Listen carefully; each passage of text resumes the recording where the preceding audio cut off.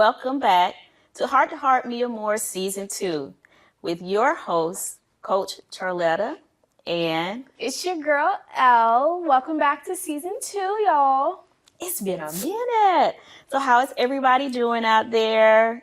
It's the holidays and we got a lot we want to get into today. But of course, before we do a little bit of that, you know what? It's the classic weekend, the FAMU versus the Bethune-Cookman Wildcats. So to the Wildcats and to the Rattlers, hats off to you guys. Enjoy your game weekend. And we're going to go ahead and hop into our topic. Hey, what you got for me today? Okay, our topic for today is navigating the holidays with difficult family members. I know a lot about that. Yeah, next week is Thanksgiving. And how many people dread going to Thanksgiving dinner or Christmas dinner with certain family members because they don't know what questions to ask. They don't know how to be cordial. I'll say cordial. They don't have boundaries. So we're going to kind of talk about that and get into that today. So tell me your perspective of it. Well, which perspective would you like to know? We're going to keep it 100 because many people deal with this during the holidays. Some people dread going to... Okay, pick a side. So which side of the family we talking about? We talking about your side of the family or my daddy's side of the family? Because that's two different approaches I have to take. Okay. Are we talking Thanksgiving at G-Ma house or Thanksgiving at Grammy house? It could go either house, you choose. Think about the things that you deal with. Think about things that other people may deal with. I'm going to take the perspective of, we don't get to choose family, but we do get to choose how family treats us and how we engage with them during the holidays. Okay. So taking that perspective and for us, I'll say for us, and I don't know about you guys out there, one of the things that Elle and I have been working on since we've started the show is our own healing journey, understanding the importance of setting boundaries with family and friends. So for us, it's more of setting boundaries and reinforcing our boundaries. But you go ahead and give me your perspective, and I'll share a few little things of boundaries and unhealthy boundaries that we may experience in families. I'll give an example, and that should help guide you. I think I got it. I In think your I got a good conversation. idea. I'm just gonna have to do from like both sides. Yeah. Because I have two different approaches that I have to take. Like with your side of the family, I have to take more of a just kind of downplay. Like I'm gonna stay in my corner. Like I'm not really gonna talk to nobody. I might say hey, when I walk in, but other than that, I'm not really saying much of anything to anybody because it always goes south. It's like, oh, where's your boyfriend? But you know what? But your wife's a child. Like, Wow. Shots fired. Like, Bang, bang. I don't know what you want from me. Like, but like I have to defend myself now because it's like, all right, I've had enough of this. Now you're in the same boat with my dad's family. And with that side of the family, I have to take the approach of, listen, I might be stunted in your mind at 14, but I am good and grown, and I will check you. I've had permission to check you for a while now. So we're going to be real respectful about this. However, if you go low, I go lower. Well, I will say this, especially with many of you may find yourself in similar situations as Elle, but I will say this. First of all, you have to recognize when your environment isn't healthy. Some examples of having unhealthy boundaries in families is kind of like what you said, where's your boyfriend? Or I've heard many people say, so when are you going to have a baby? Or when are you going to get married? Some conversations, we should be respectful of each other. When they get to that point, they'll get to that point. Don't overcross boundaries. Some family members, when you're in the midst, are very nosy. So I understand myself now why a lot of young people keep their screens dark because your family members like to tend to peep over your shoulder or lean in and see who you texting and what your conversation is about, goodness. so that other conversations could be had sidebar I about think your conversation. I think that whole like the family's being nosy, it got to the point, it got so bad that like me and my cousins, we learned a different language just so that we could text and talk and they wouldn't know what we're talking about because they are that nosy. And for me, I think it's rude because like even if they're not looking over your shoulder at like who you're texting, or like if you get a phone call, you answer your phone and they're like, oh, who's that, like who you talking to, none of your business. Or even like because this year's an election year, so everybody's like, oh, who'd you vote for, my business. And like this is none of your business. Like there was a time where that was just considered so disrespectful to ask people that. And I really wish like things would go back to that, because why do you need to know that it doesn't have anything to do with you and me having to sit here having a conversation. And with family, like especially during the holidays, because everybody's around and everybody wants to know what you're doing with your life. Oh, I heard you were in school. What are you doing with that? Nothing. What do you mean? So you mean to tell me you went to school and you're not going to do that? And I'm like, yeah, because I'm young and I can change my mind like 800 times if I want to. I have a long time ahead of me. I can do all the things. See, that's another conversation in itself. The law of individuality, just being you. You don't have to follow somebody else's pattern. Mm-hmm. Another thing I would bring up in reference to navigating the holidays is dealing with those family members who are very hostile in their tone. They just have no... And the ones who like to put their hands on you for no reason. Yeah, like they're either they're disrespectful in their tone or they don't respond. They act like you're not speaking to them. Yes. Or they can't keep their hands to themselves.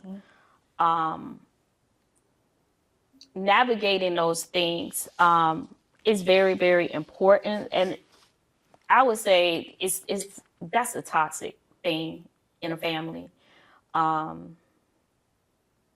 And I think it's important that families learn, if you're going to heal, you have to address the issues. Be okay to talk about it at the table.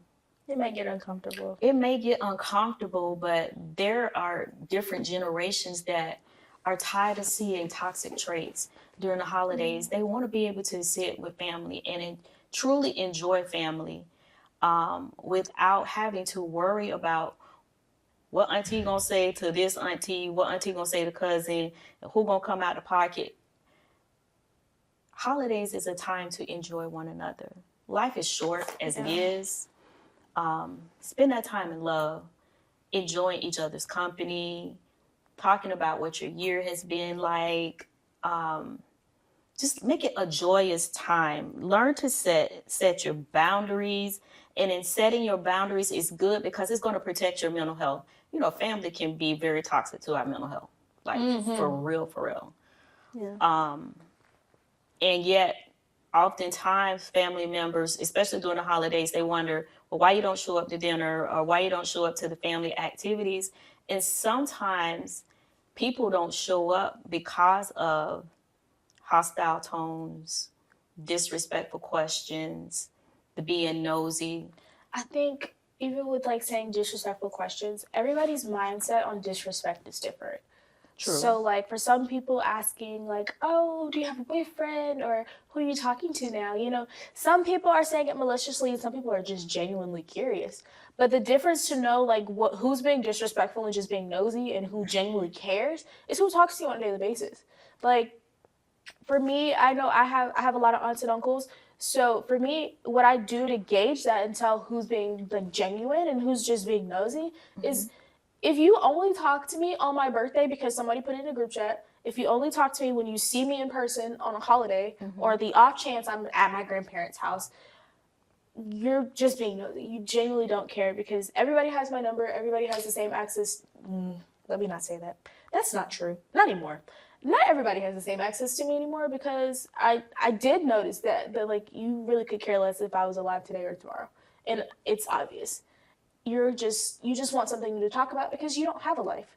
But for me, I had to learn, like, if I can't see myself, like, just going to hang out at your house, like, just genuinely, like, put my phone down and have a great time, I'm not going to talk to you. Like, you don't need that kind of access to me. And even, especially during the holidays, because, everybody's like, oh, I'm cooking this or I'm cooking that. And I'm just like, won't eat your food. And people are like, well, why wouldn't you eat auntie food? I'm sorry. Have you seen her attitude lately? Also, she can't cook that. I'm sorry, but it's nasty. Been there, did that, tried it, don't eat it. Like, I won't do it again. I'm a picky eater. Well, it's not that I'm a picky eater. I'm just selective of who cooks for me. But I feel like that's how everybody should be anyway. But I just feel like navigating the holidays is really hard. It's hard for people anyway because during the holidays, so many people commit suicide, so many people are murdered, so many people, end up in accidents. Like, I was just talking the other day, like, I don't like, the beginning of the year is always so weird for me. Like, the first 3 months of the year, it's gotten, like, it's so weird for me. Like, in the last 5 years, I've literally have taken the first 3 months of every year to myself just to recruit from the holidays. Like, just to, like, okay, we survived the holidays. Now let's get in the right mental space to take on the next year. And for me, that has been, like, the best thing I could do because the holidays are so heavy because, you have to deal with a lot of people, like, that do pass and you have to, like, grieve them. But then you also are like, well, I'm trying to celebrate and live in the present. Right. Like, and I think a lot of people don't talk about, like, that mental struggle. Like, it's cold outside, you're in the house a lot more, you're not getting as much sunlight, you don't want to be active because A, it's cold, 2, it gets dark earlier, so you're like, I really want to be in the house before it gets dark because then things get weird when it get dark.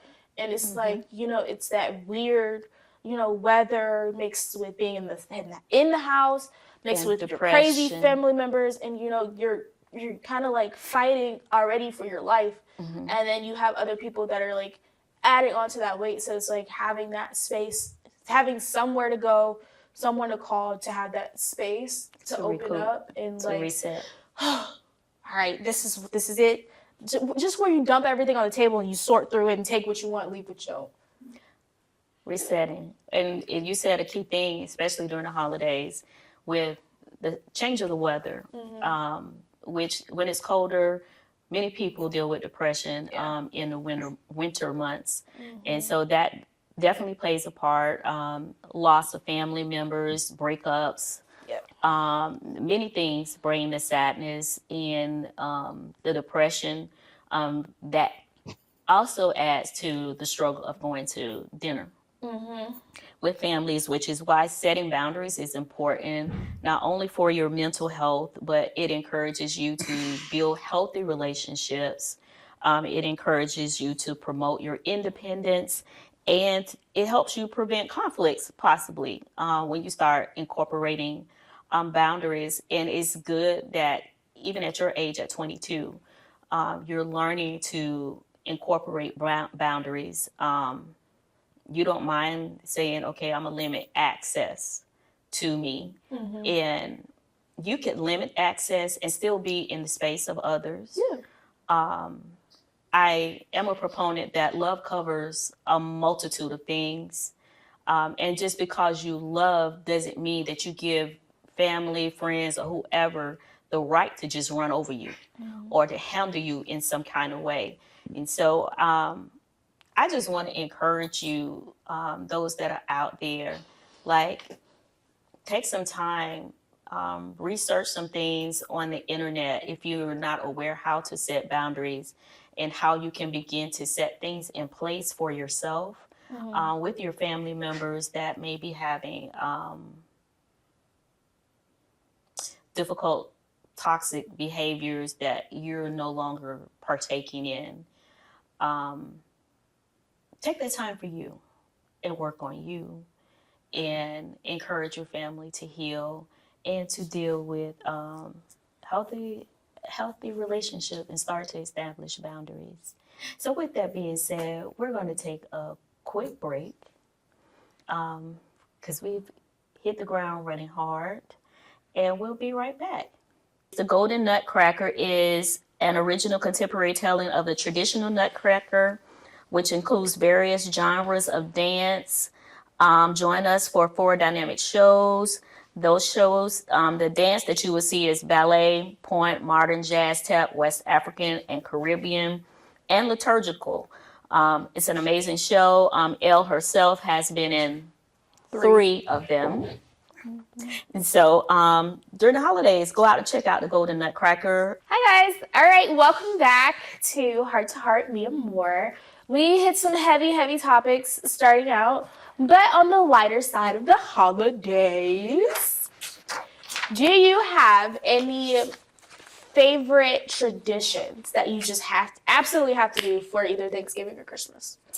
There was a time that it was etched in stone. You know, you got to have the turkey, the ham, the collard greens, the macaroni and cheese, the potato salad, the dressing. You got to have the pound cake, the carrot cake. You know, you had to have all of that. Thanksgiving, Christmas, and New Year's. But I was just thinking about the foods, traditions. You said traditions. I said, do you have any traditions that are just Those are family traditions that I grew up with.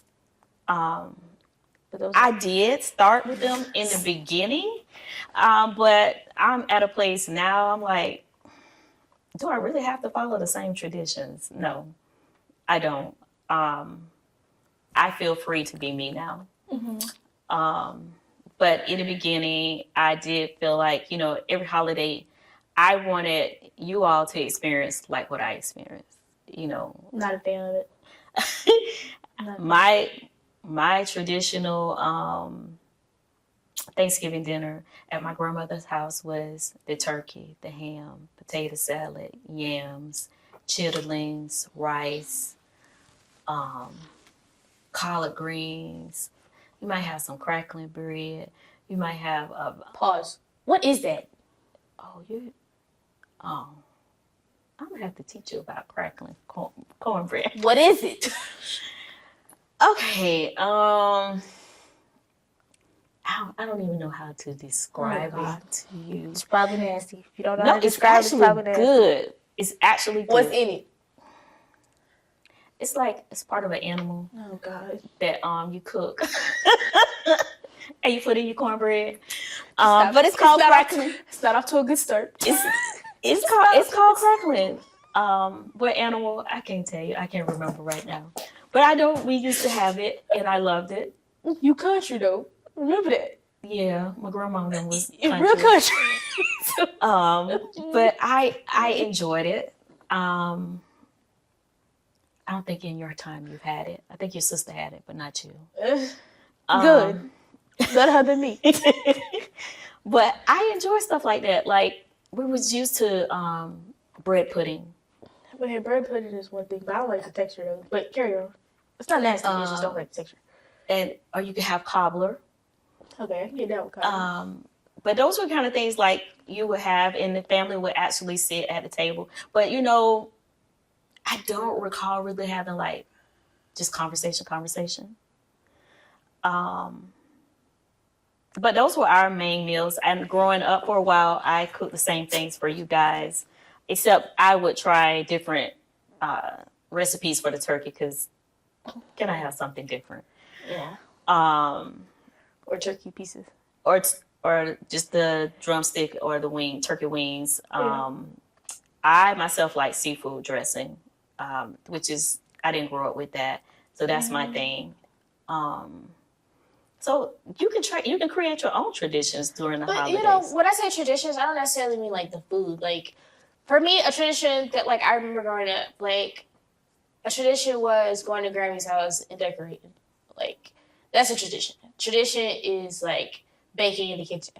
There has to be a long playlist. Now, when everybody's in the kitchen, we have our own tradition. Because when I get in the kitchen and you help me, we have our old school Christmas music. Because you are a proponent, it has to be the Jacksons and the Temptations, and it has to be all the old. It's got to be oldies. It's got to be all the oldies that's playing. And our tradition is singing and dancing while we're cooking in the kitchen. That's our family tradition during the holidays, which makes it fun. Yeah.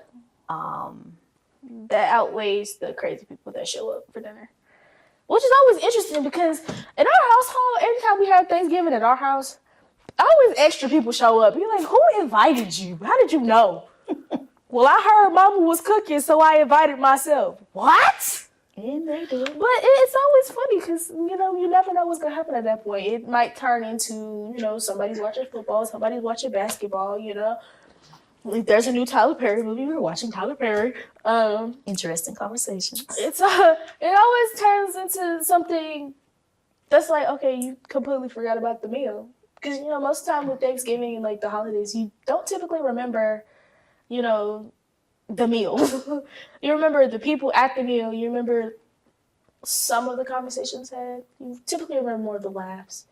For me, like, I have a Christmas tradition with my younger cousins where every year I get them when we spend a girls' day. We go to, like, the town center or the mall, and we just kind of hang out. We do some of our Christmas shopping together, and we jam out in the car and make it just our thing, just the three of us. And we do it that way because it was always the three of us growing up. It was just us three, and then their brothers. And, you know, for us girls, we never really got to be just us without the boys. So, like, creating that space for them now that they're in high school and, you know, they're growing up and they need a safe space, like, where they can just debrief and be like, oh my gosh, let me tell you about this, you know? Right. Like, let me tell you everything that's happening. And just be completely free and goofy and just be themselves, you know? And not just creating that space for them, but for me as well. So that's a little fun tradition that I have that I like to maintain. This year we're going to St. Augustine to go see the Christmas lights this year, which should be fun. However, come with us. It better not be cold when we go, because I don't know. Right now, the way the weather is here in Florida, it looks like it might be a little chilly, but we shall see. Right. I like the traditions that you're talking about, and you made me think about our home. Our home is definitely a safe space, not only during the holidays, but throughout the year, that people are welcome to come and talk and debrief. And I think that is definitely a tradition year round that I like to cultivate, because especially during the holidays, sometimes you need that safe space just to land, to talk about what you're going through, and remembering during the holidays, respecting each other's space, and managing the amount of time you're going to spend together. You don't have to say, I got to go stay over there for 4 hours. You don't. You can manage your time. You can maintain the topics that is acceptable and not acceptable. Yeah. If you're good at it, you can change the subject if you don't want to answer the question. Oh, for sure. You can deflect real good, and you're very good at that. I had to learn how to be good at that. Shout out to my friend's family, because they taught me how to dodge some stuff. Like, the epitome of, you better not answer that. You better find a way around it. Like, you know, like, you could be in mid-conversation, somebody say something, and then you're like, oh, okay, yeah. Did you see that on the news that they were talking about? And you know, you done switch lanes so fast that people don't realize, like, she never answered my question. The art of avoidance. Like, I think that's, like, the safest thing in the world, especially, like, for me and my family. On both sides now that I'm older, everybody's like, okay, so when are you going to get married? So when are you going to have kids? You're not getting any younger.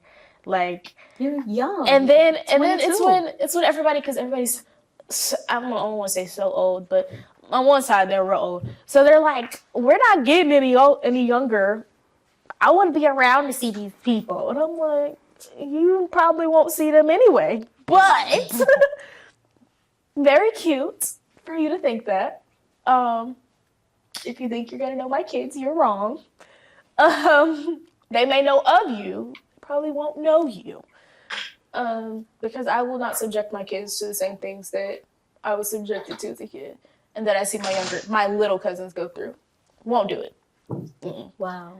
They'll know some people, like really know them. They'll know of you. They just won't know you. Wow. Yeah. Because we're going to protect the peace. We're going to protect the peace. But back to the positive stuff, because we're not going to get heavy like that again. I just think that with the holidays coming up, make the most of everything. Mm-hmm. Go Christmas shopping. Go see the lights. Even if you're not buying anything, go take a walk. Window shop. You know, window shop. It's super fun. People watch. That's hilarious. You ever find yourself out in the town center, have a seat at one of those picnic tables, and just watch? Watch the people. That is hilarious. It's a good time. Especially in front of Dillard's. It's a good spot. Very good spot. Real good spot. Right around, see the lights. Yeah, go see the Christmas lights. Take a walk through St. Augustine. Neighborhoods, definitely do that. Definitely, if you're in the Jacksonville, Florida area, check out the Golden Nutcracker. That will be December I'll tell you guys the date.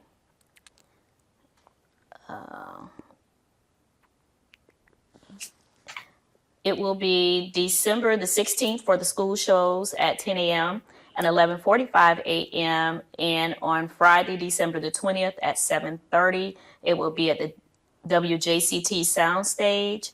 And Saturday, December 21st, a 2 p.m. matinee and a 7:30 p.m. evening show, also at the WJCT Soundstage. You guys can get tickets and I'll just share the website link because me trying to read all this, no. But I will share it with you guys. Please go out and see this show. It's an amazing show. What it is, the Golden Nutcracker is an original contemporary telling of the traditional Nutcracker, which includes various genres of dance. Join us for 4 dynamic shows.